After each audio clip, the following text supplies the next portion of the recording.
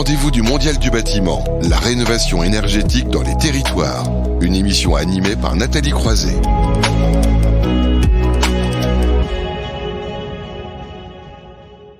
On l'a dit encore ce matin dans ce rendez-vous du Mondial du bâtiment, les territoires ont un rôle central à jouer dans la rénovation énergétique et on en parle tous les mois dans cette séquence. Alors ce mois-ci, on n'a pas décidé de zoomer spécifiquement sur une rénovation emblématique, mais sur deux en fait, et de parler de surélévation avec, on va dire, deux architectes très convaincus par le sujet qui reviennent aussi en deuxième semaine, si on peut dire, dans cette émission. Marc Campesi, bonjour. Bonjour. Vous êtes donc architecte, je disais, vous dirigez Diagonal Concept, non pas tout à fait architecte. Oui, je vous expliquerai si vous voulez en 2 mots. Alors, oui, allez-y, expliquez tout de suite. Je dirige une structure qui est contractant général, qui intègre en son sein des architectes et des ingénieurs.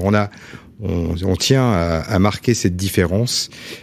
Et on a une approche assez généraliste. C'est important à préciser. Oui. Donc vous allez nous parler évidemment de ce que vous avez développé à Lyon, un Green Box on the Roof. Là, je me trompe pas de ce côté-là. Non. Vous avez parlé de ce projet-là. Didier Mignery, bonjour. Bonjour. Donc président d'UpFactor. Vous êtes architecte, vous ? Également. Voilà, comme ça, très bien. Au moins, on remet le bâtiment et l'église au cœur du village. Voilà, c'est ça. Au moins, maintenant, on a redéfini tout ça. Alors, on va parler chacun de vos projets, notamment ce que vous avez mis en place, vous, à Malakoff. Mais j'aimerais bien d'abord commencer par le sujet de la surélévation qu'on a voulu mettre en avant. Quels sont les enjeux en la matière ? Je commence par vous, Marc Campesi. Alors,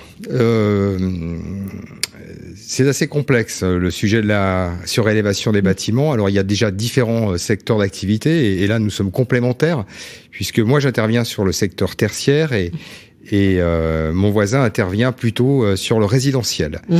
Alors, sur le secteur tertiaire, le potentiel de surélévation est extrêmement important. Il est intéressant, il évite d'aller coloniser les terres agricoles, d'étendre les villes indéfiniment. Surtout quand on parle de zéro artificialisation voilà, donc nette. Aujourd'hui, c'est un vrai sujet et c'est une vraie réponse. Mmh. Au-delà de ça, ces surélévations présentent des avantages assez notables de couvrir les bâtiments, d'améliorer leur performance énergétique, tout en optimisant les coûts, puisque le volet économique, on n'en parle pas toujours, bien peut-être sûr. Pas assez. Le fait d'utiliser une surface existante rend viable les opérations. C'est extrêmement important. Les acteurs du monde de l'entrepreneuriat sont très regardants quant aux investissements en la matière. Alors, votre éclairage aussi de la même façon, Didier Mignery, avant qu'on en arrive à ce que vous avez fait à Malakoff. Alors, c'est un sujet effectivement très, on va dire, d'actualité, bien évidemment, qui coche un peu toutes les cases de la zéro artificialisation nette, mais également de la rénovation énergétique. Et également, de mon point de vue, aussi la partie création de logements, puisque c'est un des moyens de finalement mobiliser du foncier que nous on appelle aérien, et qu'on essaye de détecter, on va dire, à la fois au cœur des métropoles et en périphérie des métropoles, notamment sur le territoire du Grand Paris, pour essayer de valoriser le construit, l'existant, et comme Marc l'a dit, effectivement de pouvoir donner des équations économiques à des projets en réintégrant finalement cette notion de foncier et en le valorisant pour financer une partie des travaux de rénovation globale du bâtiment. C'est vraiment un enjeu majeur. Ça peut être des millions de mètres carrés supplémentaires. Alors oui, complètement. On a fait un petit article polémique récemment sur le sujet où effectivement, si on regarde les plans locaux d'urbanisme qui sont en vigueur dans les métropoles et qu'on les applique notamment via notre outil Factor Géoservice, on se rend compte qu'il y a plusieurs millions de mètres carrés qui existent et qui sont exploitables dans différentes métropoles. La difficulté va être maintenant de savoir comment les opérer, à quel moment, sachant que la plupart du temps, c'est malgré tout avec des bâtiments où il y a du milieu occupé. Donc, il faut savoir jongler entre travaux, occupation de l'espace et en même temps essayer de limiter les nuisances au maximum, quoi. Donc tout un tas de problématiques. Alors on va voir ça concrètement. Vous parliez il y a un instant, Marc Campesi, de tertiaire. Là on va commencer à Malakoff avec du résidentiel, puisque c'est un petit immeuble de logement collectif. C'est ça que vous avez surélevé. Complètement. Alors effectivement c'est un projet donc qui a été initié, on va dire en 2016-2017, qui est une petite copropriété en fait. donc typique des faubourgs, on va dire de la région parisienne, et de Malakoff en particulier. Petit immeuble R+1 plus comble, avec principalement des petits logements. Dans lequel on a été interrogé sur le potentiel de surélévation de ce bâtiment par un propriétaire qui souhaitait exploiter au départ les combles. Grâce à notre outil Facteur Géoservice, en fait, on a détecté le potentiel. Donc, il y avait un peu plus de 200 mètres carrés à aller créer sur le toit du bâtiment, donc en remplacement de la toiture. Ils avaient des problématiques de travaux, des problématiques d'isolation, des problématiques de ventilation. Il a donc été décidé de lancer une opération dans laquelle la copropriété allait céder son droit à construire via un lot transitoire de copropriété qui allait être créé sur le toit, et ainsi valoriser ce droit à construire pour faire à la fois 2 nouveaux logements, mais en même temps financer des travaux de rénovation et bien sûr tout le travail d'isolation du bâtiment. Donc ça a été une démarche. Ça s'est fait aussi en site occupé aussi. Alors, hein, tout à fait en site occupé et en copropriété. Donc ça aussi c'est intéressant d'expliquer ce process. Chez UpFactor, donc on a à la fois la partie amont de détection via le logiciel, mais on a aussi tout le service d'assistance à maîtrise d'ouvrage qui permet d'accompagner la copropriété dans on va dire le montage d'opérations et derrière le sourcing et la réalisation des travaux. Voilà. Donc ce qui est intéressant là-dedans, dans ce projet en particulier, c'est qu'on est parti d'un potentiel brut détecté, qu'on a travaillé avec les services de l'urbanisme, puisque forcément il y a des problématiques de prospects, des problématiques de vue et ainsi de suite qui ont été opérées. On a obtenu un permis de construire. Point important, on est aussi à moins de 500 mètres d'une station de métro. Et donc du coup on a pu bénéficier d'une dérogation stationnement. Donc ça c'est aussi un point important pour la surélévation, puisque ça permet, on peut développer ainsi des surfaces complémentaires sans stationnement automobile, ce qui est quand même aussi une problématique du moment. Et en ayant aussi recours au bois, hein, c'est ça. Alors voilà. Et ensuite une fois qu'on a valorisé toute cette démarche, on arrive dans le comment. Comment travailler en milieu occupé, comment optimiser finalement le temps de chantier. Et donc là, on a fait le choix avec le maître d'ouvrage de travailler sur une structure en bois massif, donc qui a été entièrement préconçue en amont, qui permet ainsi finalement de limiter l'impact du chantier en tant que tel sur le bâtiment existant. C'est-à-dire que le clos couvert a été posé on va dire en quelques jours. On va dire qu'il a fallu à peu près 4 jours pour poser toute la structure. Et ensuite, on est venu travailler de manière beaucoup plus traditionnelle avec des artisans sur les menuiseries et tout le reste de la construction. Ce qui est intéressant dans cette démarche, c'est qu'on a pu allier à la fois la problématique d'un bâtiment existant, sa problématique, on va dire de rénovation bien évidemment, mais aussi cette optimisation qui est aujourd'hui un peu le lot de tous nos projets, hein. C'est-à-dire qu'on n'en est plus à dire tiens on a un terrain de jeu vierge et on va pouvoir se faire plaisir. Non, on est vraiment dans l'optimisation où chaque mètre carré compte. Et là je tiens à partager aussi un élément, c'est que on a été accompagné par l'entreprise Velux sur ce sujet. Oui, parce qu'il y avait l'idée aussi de montrer l'efficacité de certains dispositifs et des fenêtres Velux. Exactement, puisque une des problématiques qui peut apparaître en surélévation, c'est que on travaille sur les parties donc supérieures. Donc on va le voir avec mon confrère, mais l'intérêt c'est aussi de pouvoir apporter du confort complémentaire. Et donc c'est vrai que le confort de ces étages surélevés, notamment le confort lié à la surchauffe, est très important. Donc l'idée a été de travailler avec Velux sur des dispositions, on va dire de Velux qui se répondaient dans les différentes pièces pour pouvoir travailler sur la ventilation naturelle.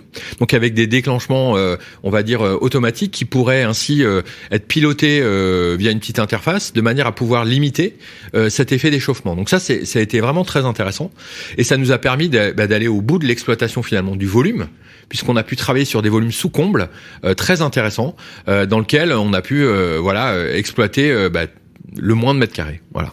Le moins de mètres carrés. Alors je vais passer la parole à Marc Campesi pour qu'il puisse parler, parce que même si d'un côté on est dans le résidentiel et l'autre dans le tertiaire avec Green Box on the Roof, il y a des points communs évidemment dans ce que vous avez mis en place, notamment aussi c'est une vraie prouesse technique, architecturale et dans un temps record. Alors record, je sais pas, on va peut-être pas aussi vite, mais donc Greenbox c'est 1000 mètres carrés, donc on est sur une surface assez importante, en site occupé, avec des réseaux CVC, ventilation, chauffage en toiture, qu'on ne pouvait pas arrêter. Donc on a bâti autour en créant une isolation évidemment acoustique. La problématique du tertiaire est un petit peu différente. On n'est pas sur la même typologie de bâtiment, pas la même typologie de réglementation. Donc on est aussi, la particularité de ce projet, c'est qu'on est dans une zone avec un peu de sismicité, donc on a à peu près toutes les contraintes possibles et imaginables, et en hiver avec un petit peu de neige. Donc effectivement, le point commun, c'est qu'on travaille beaucoup sur la construction hors site, matériaux biosourcés, enfin avec traçabilité, matériaux même bois locaux en priorité. Produits isolants de type chanvre par exemple, qui sont mis en œuvre en atelier. Tout est préparé en atelier, on livre sur site. Voilà, la stratégie quand même du site occupé, c'est d'aller très vite. D'aller très vite. Alors la particularité, aussi une construction ossature bois, c'est ça aussi? Construction ossature bois, effectivement. On est sur une toiture terrasse de bâtiment, donc qui n'est pas porteuse. Donc on doit s'affranchir de cette toiture pour en recréant une structure reposant sur l'ossature existante du bâtiment. Et créer les liaisons verticales, les ascenseurs, etc. Et aussi créer un lieu de vie, parce que pour nous, c'est au-delà de construire, ces lieux de travail sont des lieux de vie. Donc, on a tenu à ce que le spectacle justement offert par les toitures soit agréable, et pour les spectateurs, en l'occurrence, il y a une vue sur les Alpes pour ce bâtiment, c'est assez magique, et les terrasses sont végétalisées, ce qui amène un agrément assez considérable au lieu. Voilà, avec de très belles vues extérieures, et c'était tout l'intérêt. Alors, vous avez parlé dans votre projet à Malakoff qu'il y avait une vraie volonté, évidemment, de la part de la copropriété. Du côté aussi du maître d'ouvrage, c'était vraiment la surélévation. Il l'avait très vite anticipé, ou comment ça s'est passé? C'est un promoteur lyonnais qui s'appelle Marc Pigeroulet, qui est qu'on avait déjà reçu d'ailleurs dans cette émission. Déjà reçu et qui nous suit, que je remercie sans cesse de nous faire confiance, parce on va quand même un peu loin parfois sur les sujets. Il avait une terrasse de disponible, un bâtiment. Alors la particularité, on n'est pas à Paris, le coût de l'immobilier dans la banlieue est de Lyon est très faible, donc il s'agissait de voir s'il était faisable d'aller conquérir la conquête de cette terrasse, réaliser un projet attractif et surtout avec un coût extrêmement réduit. Voilà le challenge. Il nous a dit, à partir de là, si tu peux répondre à ces enjeux, eh bien fais-le. Donc de toute façon, par principe, on dit toujours oui. Donc, et donc vous avez relevé ce défi. On a relevé ce défi, puis c'est une réussite, clairement.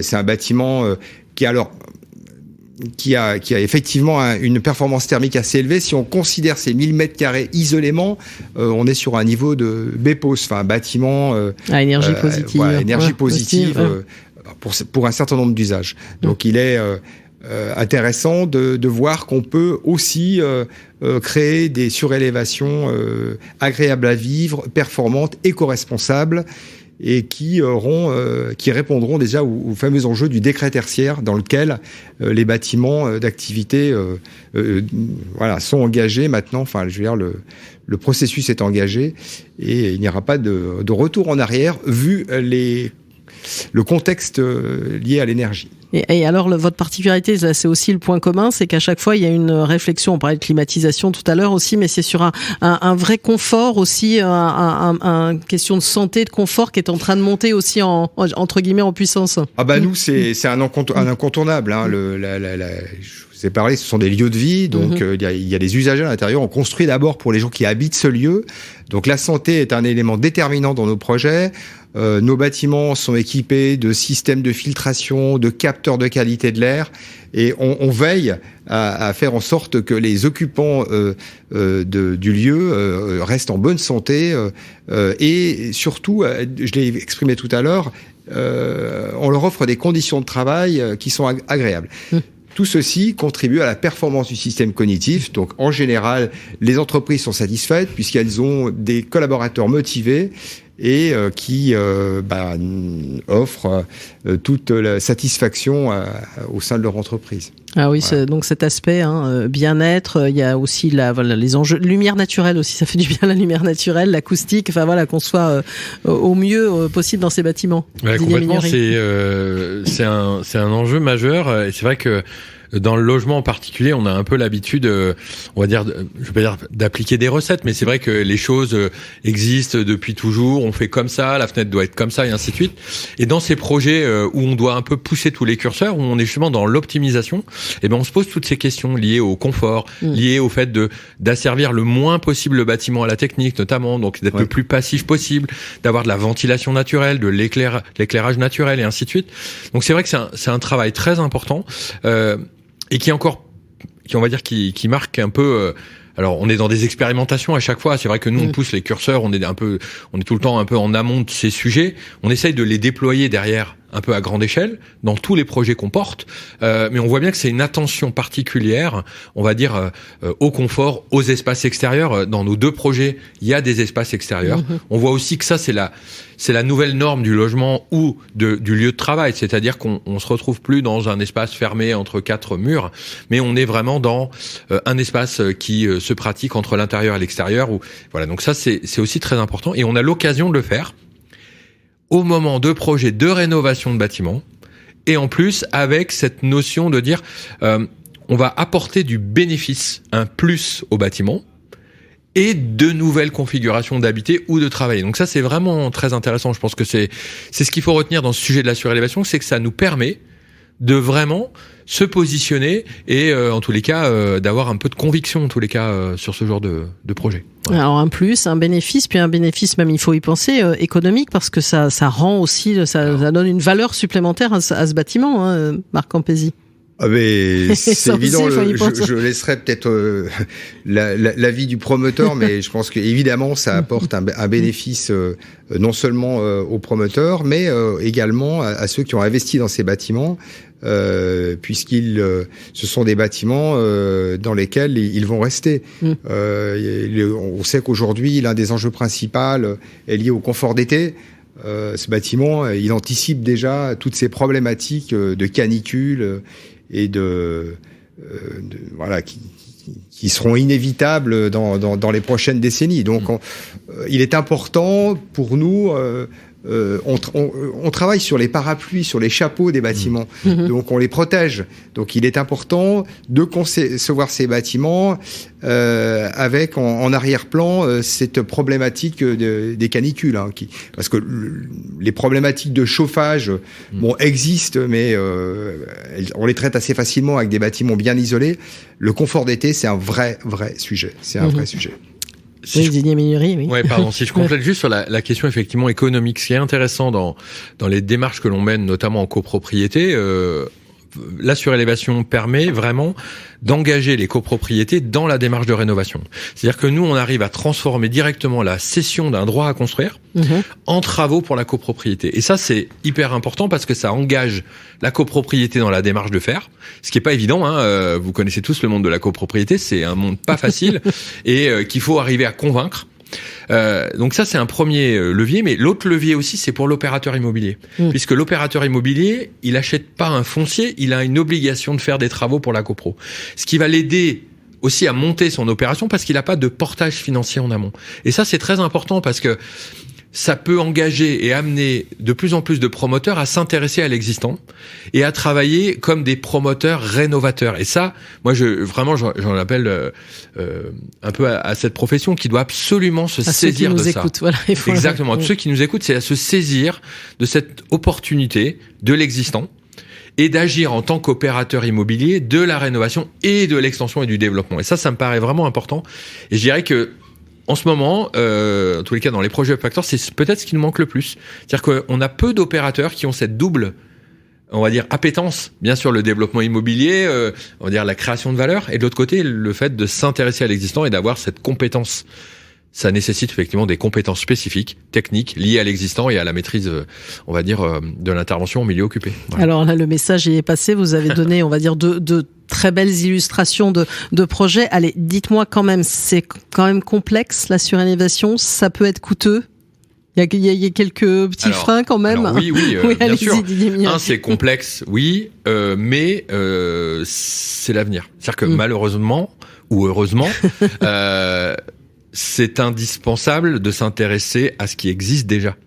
Donc, une façon, je dis pas que c'est la seule façon de faire, mais une façon de faire, c'est de réinterroger la capacité d'un bâtiment existant à répondre aux attentes de ses usagers. Et dire, tiens, s'il nous manque quelques mètres carrés, est-ce qu'on peut les construire, oui ou non? Voilà. Donc ça me paraît important. Derrière, effectivement, l'équation économique, on en est encore, on va dire, à un surcoût. Par rapport à la construction neuve habituelle. Ça fait à peu près combien du mètre carré? Généralement, on rajoute entre 20 à 30%, donc bien évidemment. Alors, l'économie de foncier pourrait compenser ça, sauf que nous, l'économie de foncier, on en a besoin pour rénover l'existant. Donc, moi, je considère que le foncier aérien, il a une valeur et il faut le remettre dans la rénovation du bâtiment. Donc, il y a un surinvestissement, oui, mais qui est aujourd'hui indispensable. Voilà. Marc Campesi. Il y a deux entrées là, donc alors sur la complexité, là on se rejoint bien. C'est un sujet très complexe, c'est très technique. Ça nécessite des compétences en ingénierie assez pointues. Donc il faut pas s'aventurer, il faut quand même structurer ses équipes avec des gens capables d'amener les bonnes réponses au risque de voir une opération capoter rapidement. Bon, au-delà de la difficulté, technique. En termes de coûts, on a développé nous un processus constructif qu'on répète aujourd'hui là sur un immeuble au 8e étage actuellement, qui est relativement à faible impact économique, sachant qu'on intervient sur des bâtiments où les étanchéités sont complètement dégradées. J'ai évoqué tout à l'heure le fameux décret tertiaire, mais je veux pas trop le développer. En fait, l'obligation de rénovation thermique des bâtiments tertiaires, quand même, il faudra intervenir sur les toitures. Donc finalement, l'impact économique, sachant qu'il faut le faire, est pas si important que ça. Voilà. Et le surcoût mérite quand même d'être étudié et la rentabilité me semble assez évidente. Alors, il est certain qu'il y a un gros distinguo entre les centres-villes et les périphéries, notamment le tertiaire en périphérie des grandes villes. C'est un peu plus complexe puisqu'on est sur des coûts, des valeurs immobilières qui sont plus basses. Mais on y arrive. Alors là, on a donné deux exemples. Vous avez commencé à parler d'un autre projet. Ça veut dire que l'un et l'autre, vous êtes déjà en train... Voilà, il y a encore plein de perspectives de surélévation. Ah oui, on est sollicité pour de nouveaux projets. On a des projets en cours. Alors nous, on travaille dans tous les sens. Quand on dit, on surélève, mais aussi on va vers les moins 1. Oui. On apporte de la lumière aux moins 1. On rend les moins 1 habitables, confortables, lumineux. Et puis on commence aussi à travailler sur l'épaississement des bâtiments. On travaille dans toutes les dimensions du bâtiment pour optimiser l'existant avant de... Plutôt que de construire, ce dont on parle souvent, il y a un vrai enjeu de rénovation, mais en réfléchissant aussi autrement à l'espace finalement. C'est ce qu'on voit à travers ce que il faut repenser l'espace différemment, il faut repenser la ville différemment. Et on ne peut pas, je l'ai dit en préalable, nous étendre sans limite. Il y a un potentiel existant dans les villes. Il faut quand même être prudent. On a évoqué ce sujet ce matin tous les deux. Attention à une surdensification des villes. On a Paris qui est très dense. On a 20 000 habitants au mètre carré. À New Delhi, on en parle beaucoup. Il y a 5 700 habitants au mètre carré. Donc il faut être quand même vigilant sur la densification. Mais il y a encore du potentiel. Et je pense que notamment en tout cas sur le parc immobilier d'entreprise, le potentiel est gigantesque et il faut le faire. Didier Mignery aussi, j'imagine plein d'autres projets. Résidentiel, c'est pareil. Donc nous, on s'est vraiment focalisé sur le sujet à la fois du logement social et on va dire et de la copropriété. Côté logement social. Il y a des potentiels vraiment très très importants sur le parc des bailleurs et on a pu faire des analyses assez précises sur notamment le parc social de la ville de Lyon ou de la métropole de Lyon où on découvre qu'il y a un peu plus de 3000 logements possibles sur le patrimoine des bailleurs. Donc aujourd'hui, on a des acteurs comme Aliad, comme la Sacvel qui nous ont contactés pour les aider à lancer les opérations. Et petit point intéressant aussi, c'est côté copro cette fois. Quand on a commencé Up Factor, tout le monde disait n'allez jamais sur la copro, vous n'y arriverez jamais, c'est trop compliqué.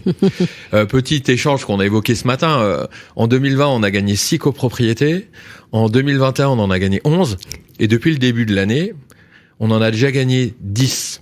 C'est juste pour montrer que finalement, il y a aussi une acculturation. Le sujet de la surélévation, c'est quelque chose qui existe depuis toujours. C'est une solution qui est exploitée par les professionnels pour valoriser leur patrimoine. Aujourd'hui, il est temps peut-être d'en faire peut-être une solution. Pour vraiment aller, on va dire, donner cette seconde vie à nos bâtiments avec cette, on va dire, toute cette équation liée à l'artificialisation des sols et à la rénovation globale, quoi. Voilà. En tout cas, avec deux beaux exemples et qui reviennent au sujet dont on parle depuis ce matin. Merci beaucoup à tous les deux. Merci. Donc Didier Mignery, qui est président d'UpFactor, et Marc Campesi, qui dirige Diagonal Concept, j'ai bien compris, qui rassemble architectes et ingénieurs, évidemment, dans vos démarches. Merci à tous les deux d'être venus dans cette séquence consacrée à la rénovation énergétique dans les territoires. On va marquer une pause et puis on va zoomer sur la réglementation. Cette fois-ci, ce sont les directives européennes du côté des équipements. À tout de suite. Les rendez-vous du Mondial du bâtiment, la rénovation énergétique dans les territoires, une émission à retrouver et à réécouter sur le site de Bâti Radio.